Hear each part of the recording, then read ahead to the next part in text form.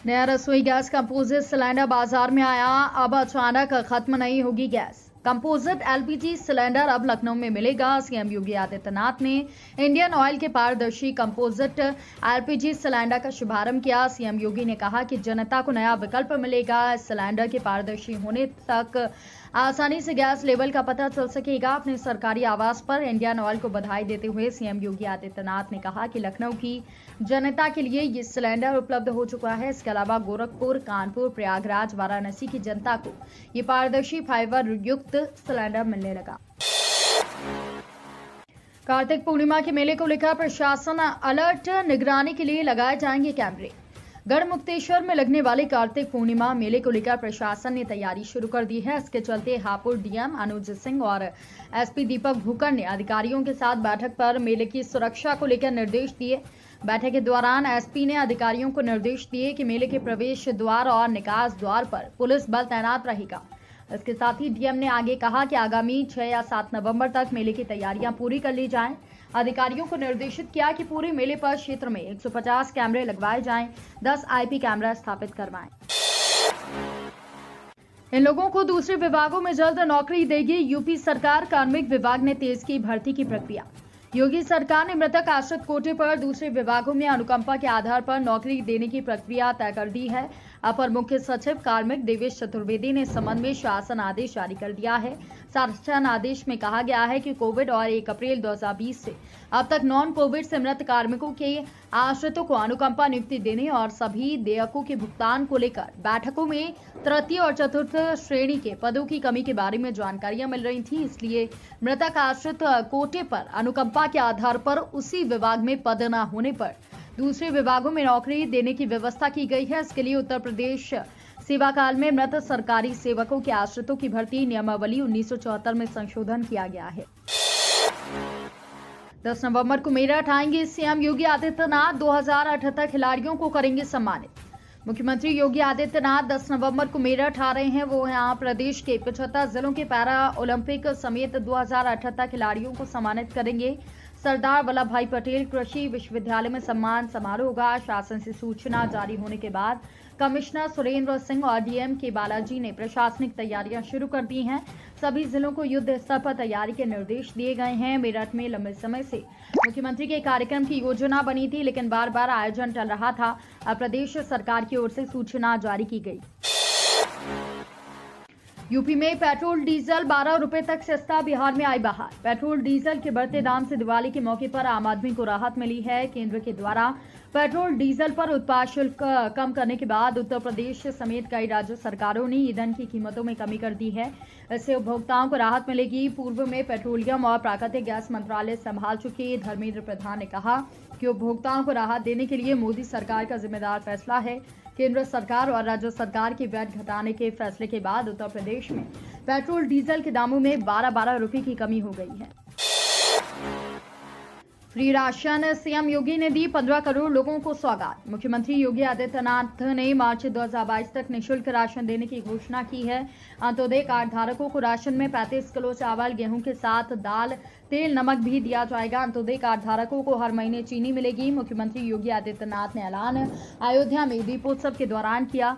इस योजना से 15 करोड़ लोगों को फायदा पहुंचेगा। कोरोना संक्रमण के दौरान प्रधानमंत्री गरीब अन्न कल्याण योजना के अलावा राज्य सरकार ने अपनी तरफ से निःशुल्क राशन वितरण किया जा रहा है। प्रधानमंत्री गरीब अन्न कल्याण योजना के तहत अप्रैल 2020 से नवंबर 2020 और फिर मई 2021 से नवंबर तक दिया जा रहा है। इस योजना को राज्य सरकार ने अपने संसाधनों से मार्च 2022 तक चलाने की योजना बना रही है। राज्य सरकार इसमें 1 किलो दाल, 1 किलो तेल, नमक का पैकेट जोड़ेगी।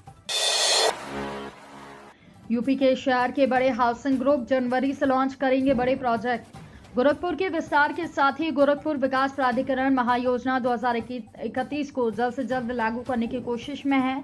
सचिव उदय प्रताप सिंह ने शासन में प्रस्तावित महायोजना को लेकर प्रेजेंटेशन दिया है। जिम्मेदारों की तरफ से इसे लेकर सहमति व्यक्त की गई है। दिसंबर से जनवरी महीने में महायोजना के लागू होने की उम्मीद है। इसके बाद आवासीय लैंड यूज वाली जमीनों की उपलब्धता होगी। इसके बाद बड़े हाउसिंग ग्रुप गोरखपुर में टाउनशिप के साथ मल्टी स्टोरी बिल्डिंग की योजना लॉन्च कर सकते हैं। जीडीए की तरफ से नई महायोजना का ड्राफ्ट तैयार कर लिया गया है। ड्राफ्ट तैयार करने वाली कंसल्टेंसी फर्म ने जीडीए के सचिव उदय प्रताप सिंह की उपस्थिति में शासन के अधिकारियों के समक्ष महायोजना को लेकर प्रेजेंटेशन दिया है। शासन की ओर से जीडीए बोर्ड को ये ड्राफ्ट जल्द ही भेजा जाएगा। औरैया को सीएम योगी देंगे बड़ी सौगात, 389 करोड़ की परियोजनाओं का शिलान्यास। मुख्यमंत्री योगी आदित्यनाथ शनिवार को औरैया जिले में 389 करोड़ रुपए की 1 दर्जन से अधिक परियोजनाओं का शिलान्यास लोकार्पण करेंगे। डीएम सुनील कुमार वर्मा ने गुरुवार को बताया कि योगी 6 नवंबर को जिले के दौरे पर आ रहे हैं। इस दौरान वो जिले में 280 करोड़ रुपए की लागत से पीडब्ल्यूडी विभाग के द्वारा बनाए जा रहे राजकीय मेडिकल कॉलेज का शिलान्यास करेंगे। मेडिकल कॉलेज में प्रशासनिक ब्लॉक, एकेडमिक ब्लॉक, 500 बेड का चिकित्सालय, शैक्षणिक सत्र 2022-23 से एमबीबीएस की 100 सीटों पर प्रवेश के अलावा library, multipurpose hall, gym, 460 bed क्षमता का छात्रावास, आवासीय भवन के अलावा प्लेग्राउंड शामिल है। इसके अलावा मुख्यमंत्री 109 करोड़ रुपए की लागत से बनने वाली 12 विकास योजनाओं का भी लोकार्पण शिलान्यास करेंगे। राजनीतिक दलों के आईटी सेल पर होगी ईसी की नजर, प्रमोशन वाले हैशटैग भी होंगे चुनाव खर्च में शामिल। चुनाव आयोग इस बार सोशल मीडिया पर पैनी नजर बनाए हुए है। पर्दे के पीछे से चुनाव के समय हैशटैग ट्रेंड कराकर मतदान प्रभावित करने वाले राजनीतिक दलों के आईटी सेल भी निशाने पर हैं। दरअसल आईटी सेल के हैंडल सामान्य नागरिकों के नाम वाले होते हैं। जब मतदान होता है तो ये सक्रिय होते हैं। चुनाव आयोग की आचार संहिता को लेकर हुई हालिया वेब कॉन्फ्रेंसिंग में कई राज्यों से राजनीतिक दलों के आईटी सेल को घेरे में लेने की सिफारिश की गई थी। पंजाब के एक जिला निर्वाचन अधिकारी ने स्पष्ट किया कि इनको दायरे में लाना जरूरी है। एक प्रतिभागी ने कहा कि आईटी सेल वाले सीधे तौर पर प्रत्याशी को जिताने के लिए प्रचार करते हैं, इनको चुनाव खर्च में शामिल किया जाना चाहिए। सीएम योगी ने वनटांगियों के साथ मनाई दिवाली, बोले इसी को कहते हैं रामराज। मुख्यमंत्री योगी आदित्यनाथ आज दिवाली मनाने गोरखपुर के वनटांगिया गांव पहुंचे। वनवासियों के बीच दिवाली मनाने के बाद एक सभा को संबोधित किया। शासन की योजना पहले यहाँ सपना थी, अब आसानी से हर पात्र तक उपलब्ध है, ये उन्होंने कहा। साथ ही कहा कि आजादी के बाद भी 70 साल तक वनटांगिया गांवों में कोई बुनियादी सुविधा तो दूर वोटिंग का अधिकार तक नहीं था। 2017 के बाद से विकास की नई गाथा लिखी गई है। यहाँ हर व्यक्ति के पास अपना पक्का मकान, शौचालय, बिजली, रसोई गैस, पीने को शुद्ध पानी, खेती के लिए जमीन का पट्टा, ration card, Ayushman health card, पात्रता के अनुसार पेंशन समेत सरकार की सभी जन कल्याणकारी योजनाओं का लाभ सुनिश्चित तरीके से उपलब्ध है। रामराज इसी को कहते हैं और रामराज की अवधारणा वनटांगिया गांव में साकार हुई है। मुख्तार अंसारी का समर्थन करेगा सपा, सुभाष सपा का गठबंधन, राजभर। यूपी के आगामी विधानसभा चुनाव में समाजवादी पार्टी के साथ गठबंधन कर चुकी सुहेल देव भारतीय समाज पार्टी के अध्यक्ष ओम प्रकाश राजभर ने चुनाव में मऊ सीट से बाहुबली विधायक मुख्तार अंसारी को समर्थन देने की घोषणा की है। सुबह सपा के अध्यक्ष राजभर ने गुरुवार को भाषा से बातचीत करते हुए कहा कि विधायक मुख्तार अंसारी से 2 दिन पहले उनकी बांदा जेल में मुलाकात हुई थी। उन्होंने अंसारी का समर्थन करते हुए कहा कि यूपी के विधानसभा से होने वाले चुनाव में सपा और सुभाष सपा गठबंधन की तरफ से मुख्तार अंसारी को समर्थन दिया जाएगा। दिवाली के दिन कानपुर में फूटा जीका बम, 56 और लोग संक्रमित मिले। कानपुर में दिवाली के दिन जीका बम फूटने से हड़कंप की स्थिति है। एक साथ 56 लोगों में वायरस की पुष्टि है। इसके साथ ही शहर में कुल संक्रमितों की संख्या 91 पर पहुंच गई है। स्वास्थ्य विभाग के अफसरों ने संक्रमितों को फोन कर घर पर रहने की सलाह दी है। नेशनल वायरोलॉजी सेंटर पुणे से आई रिपोर्ट में खुलासा हुआ तो सनसनी फैल गई। अधिकारियों की पेशानी पर बल आ गए। आनन फानन में सर्विलांस टीम सक्रिय हुआ। संक्रमितों को फोन कर एहतियात बरतने की सलाह दी। साथ ही होम आइसोलेशन में रहने को कहा और इलाज स्वास्थ्य विभाग अपनी निगरानी में कराएगा। मुलायम सिंह यादव के जन्मदिन पर चाचा शिवपाल को तोहफा देंगे अखिलेश। सपा के राष्ट्रीय अध्यक्ष और पूर्व मुख्यमंत्री अखिलेश यादव पार्टी संस्थापक मुलायम सिंह यादव के जन्मदिन पर चाचा शिवपाल सिंह यादव को तोहफा देंगे। सफाई में पत्रकारों से बातचीत में अखिलेश ने कहा कि चाचा की पार्टी प्रसपा से भी गठबंधन करेंगे। इस दौरान उन्होंने कहा कि लखीमपुर में मारे गए किसानों की याद में पार्टी ने स्मृति दिवस मनाया। सपा का हर कार्यकर्ता किसानों की याद में दिवाली में दीपक जलाया। शराब में मिथाइल अल्कोहल की पहचान अब आसान, किट से महज आधे घंटे में होगी मिलावट की पुष्टि। कंपोजिट एलपीजी सिलेंडर अब लखनऊ में मिलेगा। सीएम योगी आदित्यनाथ ने इंडियन ऑयल के पारदर्शी कंपोजिट एलपीजी सिलेंडर का शुभारंभ किया। सीएम ने कहा कि जनता को एक नया विकल्प मिलेगा।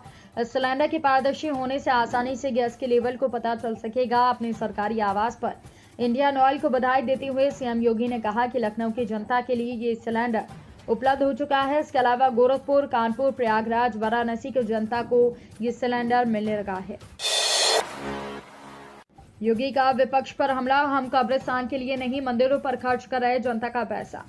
उत्तर प्रदेश के मुख्यमंत्री योगी आदित्यनाथ का कहना है कि भाजपा सरकार जनता का पैसा कब्रिस्तान के लिए नहीं, जमीन खरीदने पर नहीं, बल्कि मंदिरों के पुनर्निर्माण और सौंदर्यीकरण पर कर रही है खर्च। उन्होंने विरोधियों को निशाना बनाते हुए कहा कि पहले राज्य का पैसा कब्रिस्तान के लिए जमीन खरीदने में उपयोग किया जाता था, लेकिन हमारी सरकार में ऐसा नहीं है। भाजपा मंदिरों के लिए पैसा खर्च कर रही है। 2023 में बन जाएगा राम मंदिर। योगी ने कहा कि अयोध्या में भव्य राम मंदिर का निर्माण कार्य जारी है। 2023 तक ये बनकर तैयार होगा। इसके साथ ही केंद्र सरकार उत्तर प्रदेश में 500 मंदिरों और अन्य धार्मिक स्थलों का सौंदर्यीकरण कर रही है। इसमें 300 से ज्यादा का कार्य पूरा हो चुका है। 6 साइटों पर अगले 2 माह में कार्य पूरा कर दिया जाएगा। इस दौरान सीएम योगी ने पिछली सरकारों पर हमला बोला। उत्तर प्रदेश में 22,794 सरकारी नौकरियों के लिए यूपीएसएसएससी जारी करेगा नोटिफिकेशन। उत्तर प्रदेश में सरकारी नौकरी की इच्छा रखने वाले और किसी बड़ी भर्ती प्रक्रिया का इंतजार कर रहे युवाओं के लिए खुशखबरी। मुख्यमंत्री कार्यालय से प्राप्त जानकारी के अनुसार उत्तर प्रदेश में 22,000 से अधिक पदों पर भर्ती के लिए अधिसूचना जारी की जाएगी। इस संबंध में सीएम ने कहा कि यूपी में अब नौकरी पाने के लिए सिफारिश की जरूरत नहीं। सीएम ऑफिस के द्वारा साझा किए गए अपडेट के अनुसार राज्य सरकार विभागों में खाली पड़े गा के 50,000 से अधिक रिक्तियों में 22,794 रिक्तियों के सापेक्ष अधिसूचना उत्तर प्रदेश अधीनस्थ सेवा चयन आयोग के द्वारा नवंबर 2021 में दिवाली के बाद जारी कर दी जाएगी। लखनऊ के साथ प्रदेश के सभी छावनी क्षेत्रों में होगी जीका वायरस की जांच। प्रदेश में कोरोना वायरस संक्रमण पर प्रभावी नियंत्रण के बाद जीका वायरस का कहर बढ़ रहा है। कानपुर में एक एयरफोर्स कर्मी के संक्रमित मिलने के बाद अब संक्रमितों की संख्या 5 दर्जन से अधिक होने पर सरकार गंभीर है। सीएम योगी आदित्यनाथ के निर्देश के बाद प्रदेश के सभी कैंट क्षेत्रों में जीका वायरस की जांच की जाएगी। कानपुर में जांच आरंभ होने के बाद अब टीम मेरठ, लखनऊ में जांच होने लगी है। अन्य 10 कैंट क्षेत्र में दीपावली के बाद टेस्टिंग अभियान गति पकड़ेगा। इसके साथ ही जीका के संक्रमितों को देखते हुए बचाव के उपाय किए जा रहे हैं। कानपुर में 66 लोग मिल चुके हैं। प्रदेश में सभी 13 छावनी परिषद क्षेत्र के आसपास रहने वाली आबादी की सघन जांच की जाएगी। इस दिन आएगी पीएम किसान की 10वीं किश्त।